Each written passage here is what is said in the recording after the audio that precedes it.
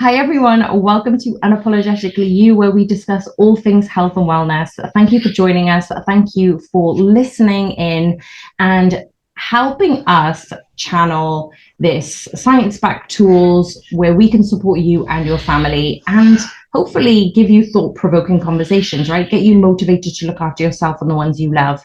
So in today's podcast, we are going to talk about why sleep is important. We all know why sleep is important, but these are good reminders. We give some strategies regarding improving sleep quality, how it impacts your physical and mental health. But before we begin, I would like for you to click onto the description box if you're watching this on YouTube or even on Spotify and Podbean. We have a Patreon page if you would like to support us and to continuously improve what we're doing. Head over to Patreon and join our community where you can support us for a small cup of coffee. We appreciate if you share this podcast too, because we're still trying to grow our channel. So without further ado, you know her, someone who is super smart, funny, and I get to call her my gorgeous friend and co-host, Kelly. Can you sing? That was quite a tune you held. I try not to tell people about my past life. As a singer, past life as a singer. Yeah, I took singing lessons when I was younger. I wanted to be a singer. You know, when Pop Idol and Star Search was all like a big rage. Get out.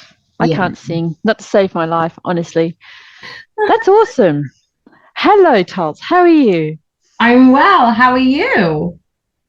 Very well, thank you. Look at sunny Britain. It looks beautiful. I know. Apologies about the construction. It's a little bit further away, but sound carries, right? So, oops. Yeah. So tell I me can't how. really hear it. Okay, Yeah. good. Tell me, what is your biggest win this week? Yeah. I rehabbed my own knee. Look, this is weird, but it's really hard to rehab yourself.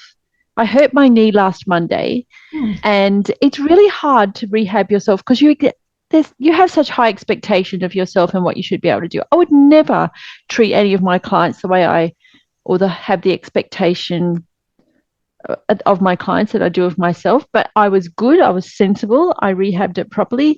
And today it's good. I went running. I can jump again. And there you go. That's a win. That's a win in my. Win. In my And why were you so yeah. hard on yourself? Is that just because a natural state of you want things to progress quickly?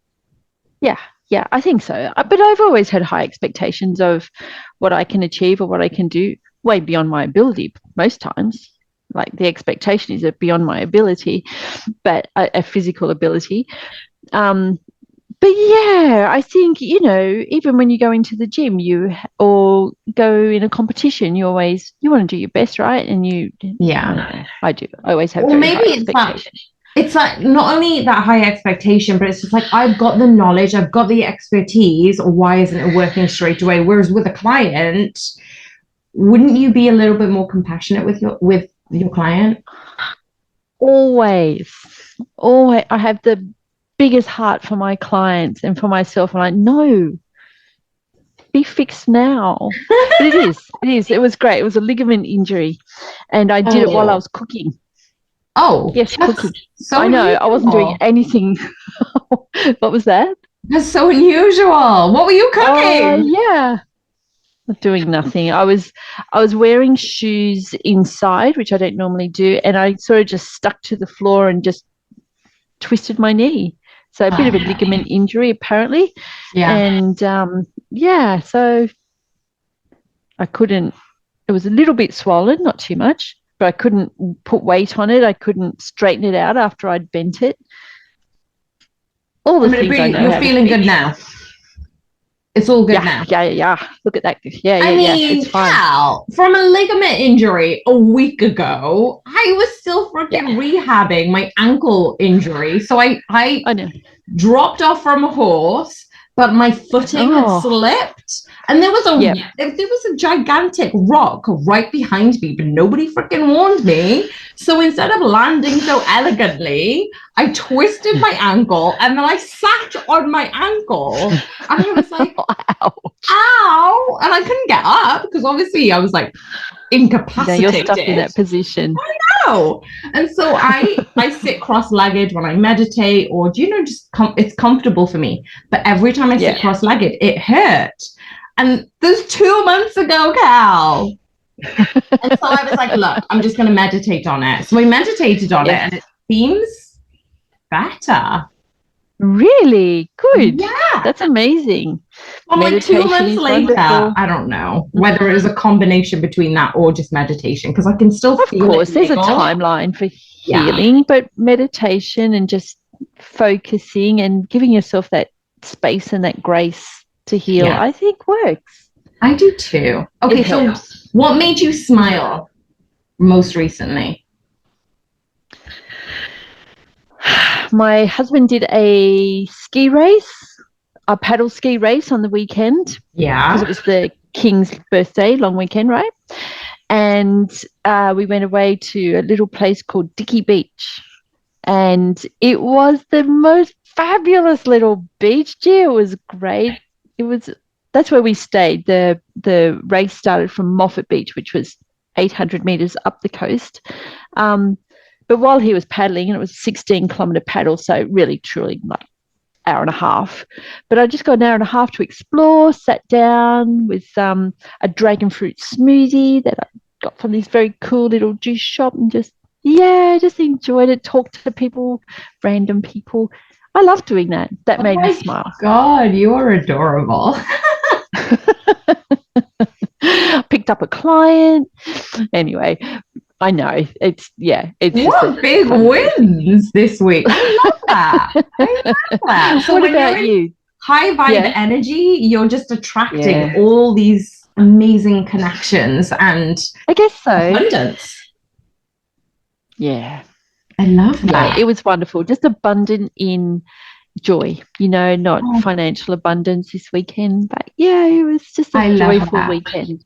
So me and my preparation, I like preparing, but I don't prepare for these questions or the one at the end, right? You don't.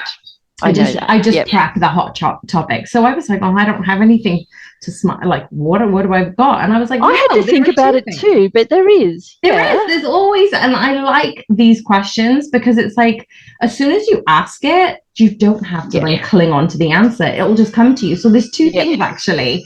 This morning, just before the sun like properly came into the conservatory, I had the sun on my face, and I'm just sat post yoga, just going, this is pretty sweet. Like, life is so good. And I was just in my happy moment, basking in the sun. And the second moment was I met a friend that I haven't spoken to in ages, a coaching friend.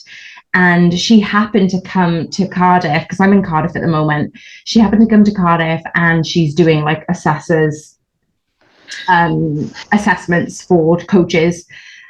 And we just happened to meet in the same city, and I'm like, let's go for a walk. So we ended up going for a walk around the barrage, and it was just so nice to just have a conversation. And even though I haven't spoken to her in ages, she was going through she'd just come out of a huge challenge, but it was just nice to just smile and catch up with friends and be amongst water, me and water.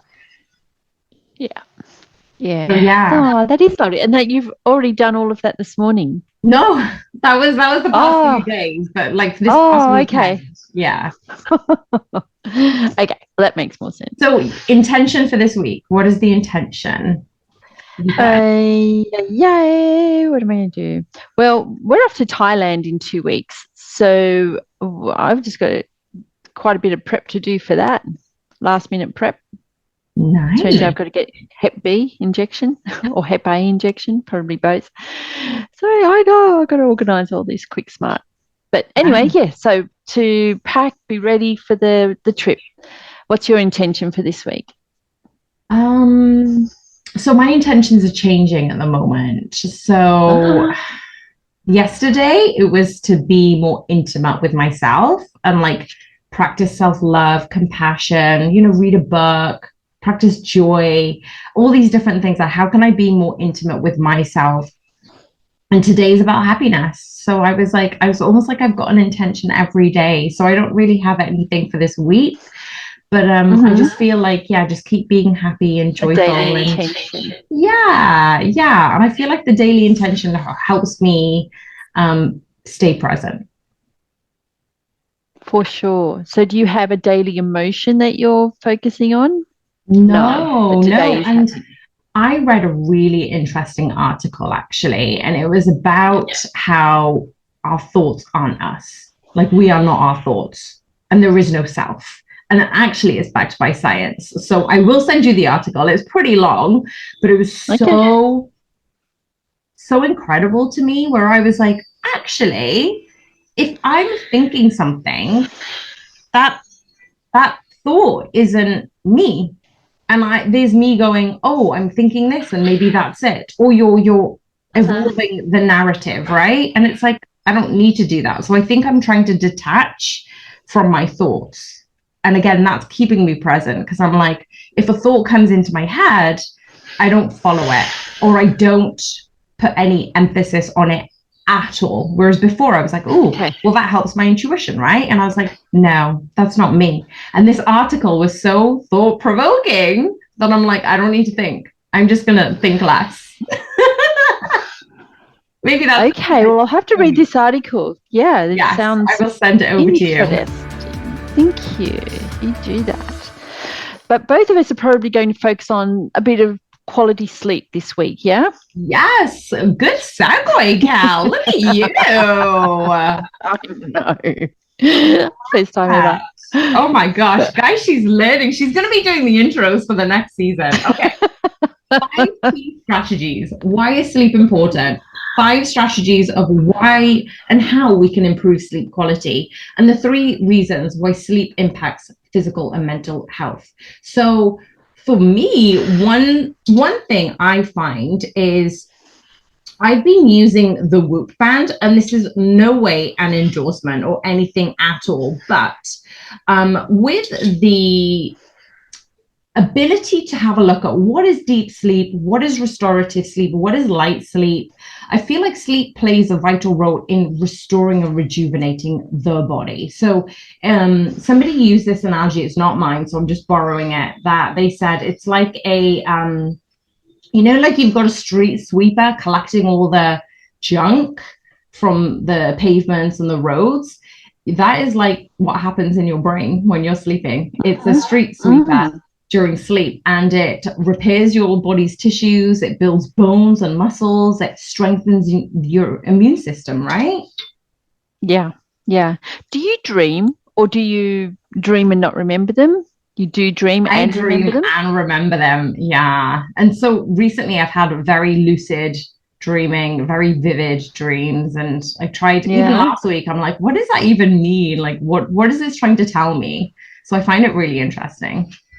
Yeah, dreams are interesting. I don't always remember my dreams. When I do, it's I do try to analyze them a bit, just because it's rare for that I remember them. Or I just have a sense that I know that I've had a dream and I kind of know what it's about, but you remember it like a story, don't you? I do, but then it's also sometimes if I don't write it down, I'm not able to kind of reflect back on it. And sometimes you kind of get caught up in life then, I guess. Yeah. So that can be a little bit of a downside. But what about cognitive performance for sleep, right? Yes, so sufficient sleep is essential for optimal cognitive function, including memory consolidation, attention, concentration, and problem-solving abilities. And it enhances learning and promotes creativity as well. And I know when I have slept well, that my memory is, well, I remember those dreams. Maybe that's part of it. But yeah, all of those things really important, right? Yeah, for sure. And there is a study out there saying they had 2 groups. I'm giving my book away, but basically they've got 2 groups. One of them had actually learnt something. It could have been an instrument, or it could have been a test. And I can't remember, because I think there's 2 studies I'm mishmashing together. So when they studied for a test or learnt an instrument, but there was one group who went to sleep for a few hours, and there was another group who stayed awake and then perform the test again, right? Either it's playing that instrument again or taking the test again. And everybody who slept in both groups, say that again, in both groups, those who slept had actually gotten better results in their test, and they were able to rectify the mistakes that they may have played in their instrument. And I just found that really fascinating just from sleep. So it's almost like, yes, practice makes perfect, but so does sleep. Yeah, it lays down the tracks, doesn't it, for performance? Yeah, absolutely. Yeah. And that's also why athletes are, part of their program can be a 20-minute nap or a 40-minute nap as part of their day. Yeah, right? agree. So they can practice practice their skills, have a nap, and then come back and do it again. There was a famous shot putter who actually did this on the track. So you've only got so much time to get on the track and have your turn wherever you are in the stadium. So there was, I can't remember now who it was, but it was an Olympian. She'd actually go train, and then she'd have a few minutes, and she would lay on the track on obviously another side and just go to sleep. And that was her rest period. And I found it really fascinating. Yeah. So how long would she sleep? There'd be like at least 20 minutes between sometimes through all the athletes, say? I think it's like 5 minutes to 20 minutes. It was something along that. So it's almost like, you can just have that capacity to deregulate, just kind of slow down your system, right? Yeah. Absolutely. Powerful. But also, we talk about slowing down our system. It's like when we are highly emotional, when we're kind of like fighting against the current, that's going to affect how we sleep, right? So that means that our sleep is going to become erratic. That, for me, if I don't get a good night's sleep, I remembered actually a few years ago, I'm so much more irritable. I'm so much more stressed. I actually don't remember that many things. And it has a higher risk of mental health, such as mental health conditions like anxiety and depression, right, Cal? Yeah, absolutely. So physical health as well, Tos? Yeah. So sleep, wouldn't you say, is crucial for maintaining overall physical health. It helps regulate your hormones. Women will pick up on that possibly more than men.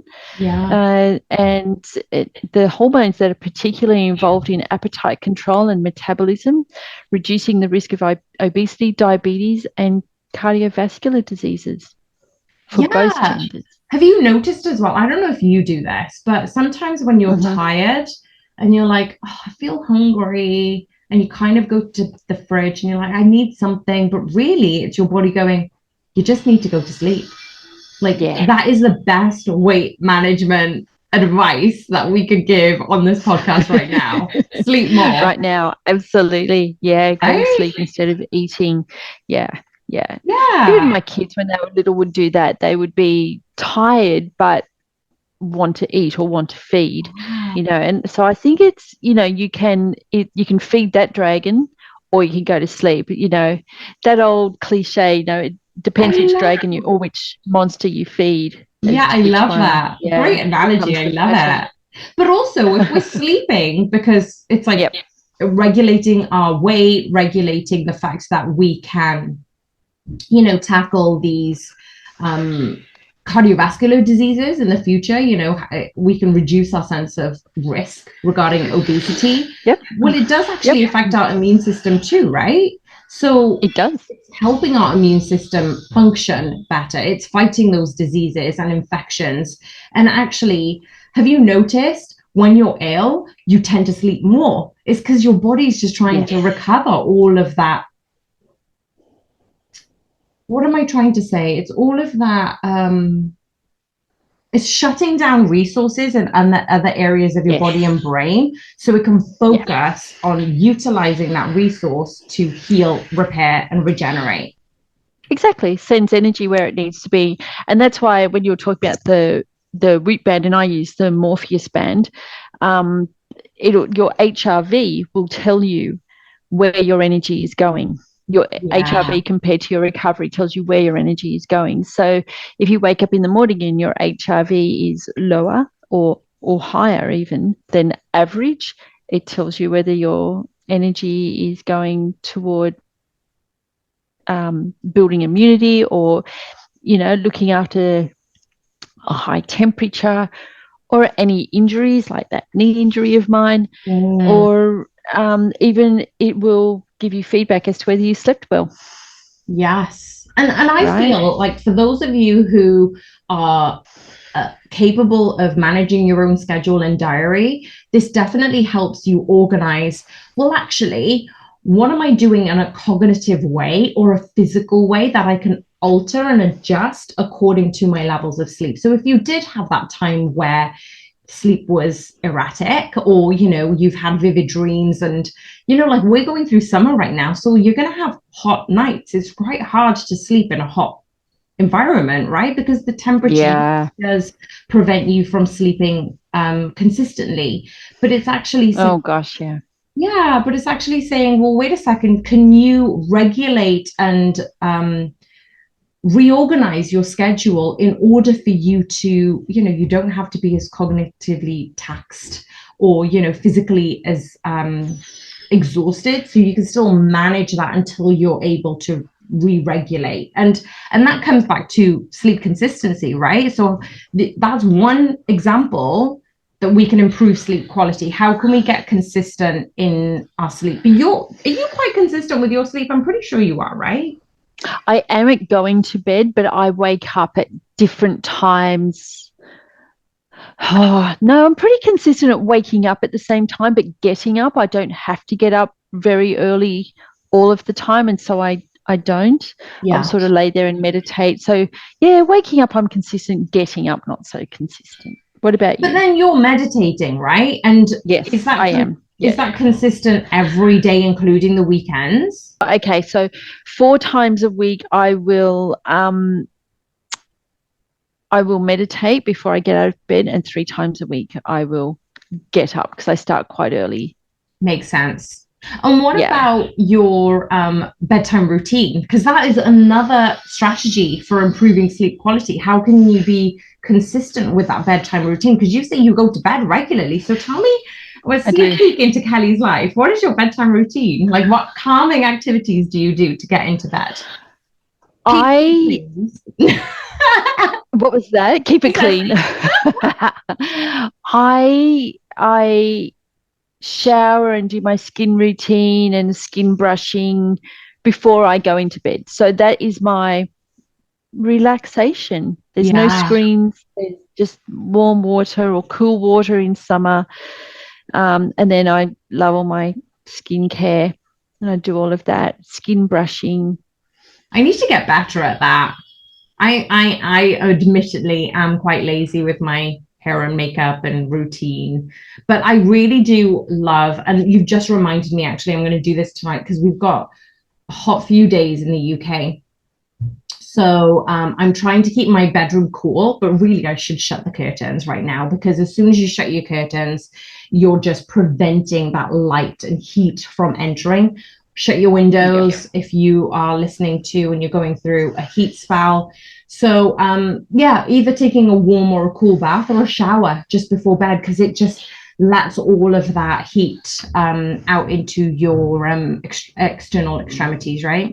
Yeah, exactly. It cools blood down as well. So your wrists, your neck, your chest. Yeah. So that's my routine to calm me down at night time. But you're very good at not looking at your screens for at least an hour before bed. I used to be, and then what I figured out is my screen now has such a heavy filter. It goes in black and white. Like literally, before it didn't used to do that. It used to go into like this what do they call it, like this blue light filter. And now it literally just blocks all notifications. It blocks all sounds automatically at a specific time at every night, including the weekends. But because it goes into black and white, it doesn't affect me as much. So I try not to look at my screen, of course, but I figured out that even 45 minutes before bed, because I used to be so harsh on myself, I'm still okay. So yeah, you can limit exposure to stimulants like coffees. Yep. I say to my clients, try not to work out just before bed, because a lot of times they're like, oh, that's the only time I can work out. And I was like, yeah, but you're increasing your levels of a stimulant, because remember, workout is a stressor and people forget that. So even though sleep is good to help you regenerate your muscles and bones and tissues, it's like not the best routine unless you're doing something like yin yoga, like settling your nervous system, calming your breath, and helping you into that. So I sometimes do yin yoga, or I'll sometimes do meditation, but I'm trying to just focus on the breath. Like last night, I'd ask myself a question because something's going on personally, and I was like, let me just ask myself a question: is why is this affecting me, or what am I to learn from this? And I was just regulating my breath, and all of a sudden I fell asleep. So I just found that it was just really calming. And maybe in my dream the answer came. I don't know what it is, but Yeah, absolutely. It can. yeah. Yeah, I'm really smart in my dreams. Like I will figure out answers. This is what I mean. I wish I remembered my dreams, because even in my dream I had, that was a fabulous idea. I'll come up with really good spoken word, and like, Oh, I've got to remember that. I'll make sure I remember that. And I don't remember any of it.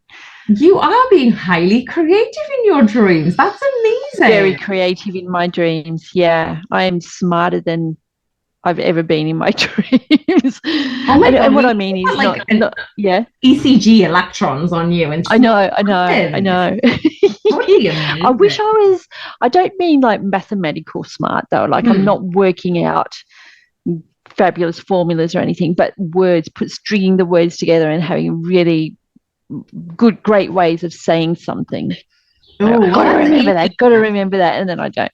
yeah, that's in you. So you just need to translate it into, say, the physical realm, the state of consciousness, right? Totally. How? How do I do that? We'll work on it. Let's work on it together. Okay. Okay. And the last one All is right. actually, we were talking about regular exercise and balancing diet, right? Did you have anything Yes. regarding avoiding heavy meals in the evenings, or maybe a Look, I don't know personality? that it has to be that way for everyone. Yeah. If you don't have great digestion, then definitely. And as we get older, we have to take a little bit more care toward making sure that the digestive juices in our stomach are strong enough or acidic enough to digest. But I do know people who shouldn't eat meat or creamy stuff or fatty stuff. Yeah. In the evening, or if they have poor gallbladder function, they shouldn't eat fatty stuff. So that includes yogurt and dessert and ice cream and, you know, anything milky. So, yeah, I think. What about you? Can you eat at night and digest well? I try I and can. leave at least a 2, possibly 3 hour gap if I can, but I'm very aware Yep. of, like for women in particular, our monthly cycle, our appetite is going to change, and Yep. sometimes our cravings are going to change too. It depends upon the environment sometimes as well. You might want to eat less and drink more during summer, which Yep. means, do you wake up and go and pee? Because sometimes that, especially for older people and older adults, I feel like their bladder functioning is being reduced. It isn't as strong as it used to be, and that is just an element of aging. And sometimes, rather than having the 3 hour gap for food, sometimes it's like a 2 3 hour gap for water. And I feel like Yep. you've raised some really good points about what habits we can tweak and change to in order to get a better sleep. But there were 3 reasons. Mm-hmm. Last bit. There are 3 reasons why sleep impacts physical and mental health. One talks about recovery, Cal. What about? Well, we kind of mentioned it earlier, didn't we? The reason why I sleep. did a bit. Yeah, but we can go over it again. So during sleep, the body releases hormones that promote tissue repair, muscle growth, and the restoration of energy levels. So, sufficient sleep is actually crucial for physical recovery and maintaining overall health. Yeah, And we and see that a lot with the athletes as well, don't we? As well as for sure. Yeah, probably see it even faster. And what I mean is the deterioration is faster if they don't get good sleep. Yeah. We just see it happen in a shorter amount of time, which is a real wake up call to do it for yourself. For sure. And take babies, for example. The reason why they sleep a lot is because they're growing. And the amount, Yes. the growth rate is so monumental as a child, but look at how much they sleep. So this is why, if you think, why do I need that much sleep? Or why do teenagers need that sleep? They are still growing. Be compassionate to their physical, mental, even cognitive growth, right? Mm-hmm. Yeah. You think about how big a baby's head is when it's born and how big a baby's head grows in comparison to their body in the first few months of life. Yeah, That's, so true. that brain growth. Yeah, it's so Yeah. important. And they don't, and I say they, kids don't develop their prefrontal cortex until much later in their teenage years, right? So that's actually Mm. really interesting. So we're thinking, don't be harsh if you've got teenage kids and they're sleeping till like 11, 12 o'clock, like they're growing. So yeah, if you're young and you're getting pestered by your parents, say, look, science backs it up for my physical growth. Um, Do a PowerPoint presentation for them. Oh my gosh, yes. But this is the thing. It's like you mentioned it earlier, you are so highly creative during your sleep, but I bet you Mm. that still helps your creativity in waking life. Like you are very creative and you find these different pathways that I find incredible. Like you are ahead of your curve when it comes to putting things out there. And you've done this numerous times on numerous projects. And I feel like you're probably not giving yourself enough credit. Like, your cognitive performance is improving, the decision making skills are improving. So that is all, another reason why it impacts your mental and cognitive functioning. Yeah. Yeah, absolutely. A lot of things I do business wise, I do think about in my sleep. You're right. Have I said that before? Because I think I'm just No, realizing it now. But yeah, I I think can I'm just see the realizing it penny now. drop. As soon as that penny drops, Yeah. I was like, yay, she's got it. Yeah, you're the first person to say that to me. But maybe we've never had this conversation before and you know, I all love the it. ducks are lining up, aren't they? They really are. Oh. So what about emotional well-being, Tols? Well, we mentioned it, haven't we? Like, I get Well, we did. ratty That's if I true. don't eat or sleep. I do too. And so do babies, let me tell you, if you don't eat or sleep. Yeah, if babies don't sleep, like you'll suffer the consequences the next day. And I think that sort of probably transfers through to adulthood as well. It does. It does. So if you're Yeah. feeling somebody is probably being moody, like they may have had a poor night's sleep, or maybe they've had a consecutive.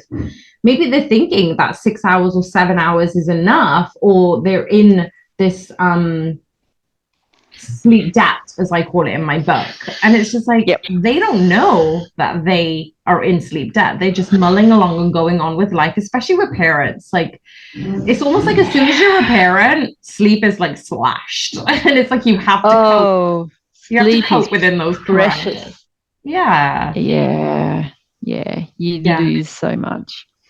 And it can't be healthy, but the price you pay. Yeah. Well, apparently, I don't know if I've mentioned this. I don't know if I mentioned, I don't know. I don't mention it in the book. Maybe I should have. But as soon as the mother gives birth, her brain stops growing. Did you know that?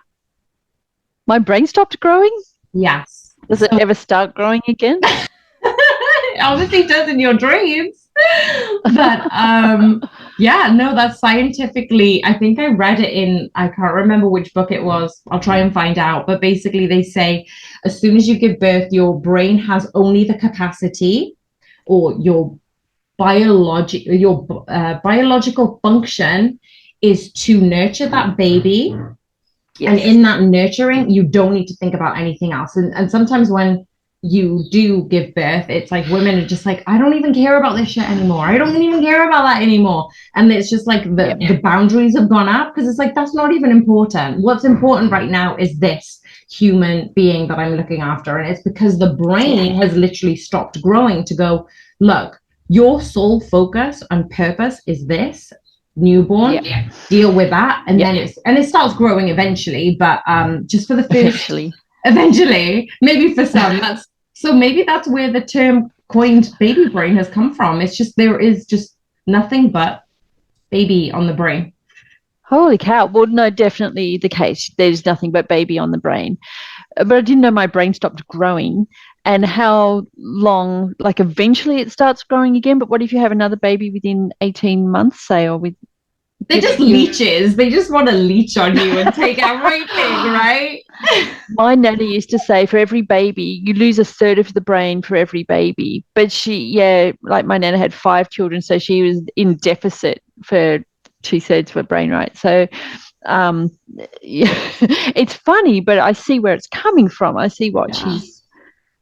Oh my goodness! All right, imagine how smart I could have been. How much smarter I could have been.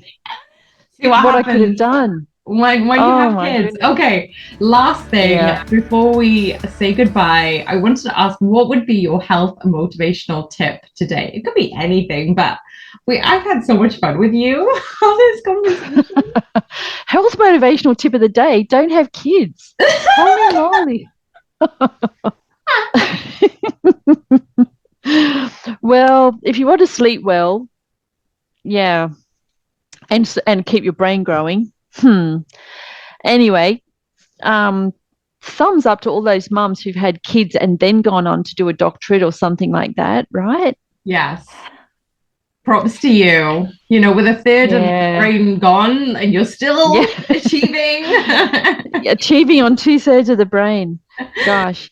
Health motivational tip of the day. Seriously. Don't know.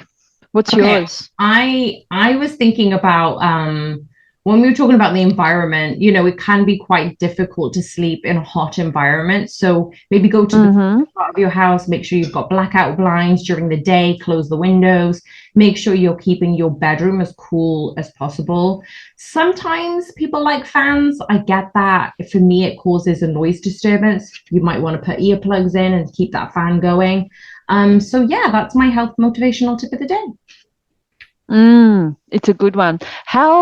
How low will the temperature drop for you, or would you expect it to drop for you tonight? If it's 30 degrees during the day, what would it drop to? Well, this is an anomaly because my dad built this house. So he built this house from scratch with my uncle, and it's a phenomenal house. Gosh. It's gorgeous. However, he intended for it to be a bungalow. When he decided to add stairs into this bungalow, it means we are now living in an insulated attic. So my old bedroom, which I'm living in now at the moment, you know, before I head back to my flat, which is much, much cooler, I must say. But the bedroom that I'm in right now is actually in the attic, and it doesn't really drop below 23 degrees. It probably might be higher today. I'm anticipating a warm night, but I've still got my duvet on, so I might just drop my duvet. I still got my winter duvet on because I get cold so easy. Yes, I like having something on top of me no matter how warm it is, because monsters. So I should not. I'm sorry, but that was just no. I'm joking. It's not really about that. I just like to have something on me. Even if it's a sheet. But 22 degrees is optimal sleeping temperature. Is it not? What is? Yeah, 17 to 18. 17 to 18. Possibly lower for some people. Yeah, for some people. Everyone's different, huh? Everybody is different, yeah. But I read somewhere it was about 17 is an average. But again, like you said, everybody's different. Yeah. Yeah, I don't know where I got 22 from. Maybe in a hotter country that's maybe the regulated temperature. I don't know. I think I imagine it would be the same worldwide. Yeah. Though imagine trying to get it up to 17 in some countries. Yes. Well, that's what I mean. Your tolerance is depending upon your environment, right? And that's obviously going to change. Yeah. Well, where we live now, it's 17 when we wake up in the morning during winter. Oof. Wow. And it's hitting like 22, 24. It's cool. It's beautiful sleeping weather. But in summer, it might not get below 27 at night time. Wow. So that's not great sleeping weather. But your buildings aren't as insulated as, say, as cold countries such as the UK. Like absolutely warm not. Countries like Australia or Spain don't have as much insulated properties. No, we don't. No, that's we're insulated, but maybe not as much. You're right, and it's not double brick like a lot of houses in UK are double brick, and yeah. Interesting. We've gone from sleep to like properties, to architecture. Yeah, I know.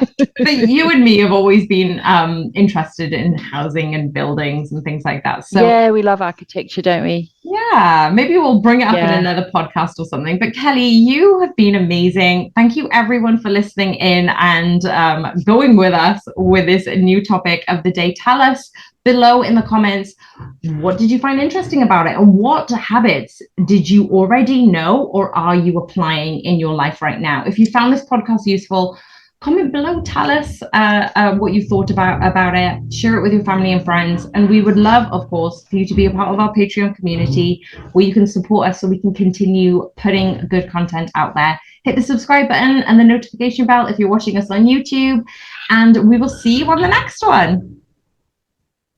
Catch you later. Bye.